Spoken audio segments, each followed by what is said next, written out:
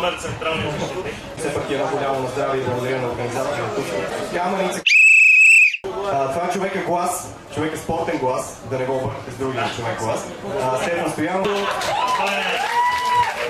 Веско Димитров, на здраве. На здраве, Стефчо, на здраве на вас.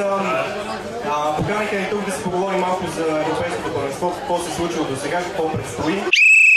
Колко килограма гел вкара Кристиано Роналдо до момента на европейското?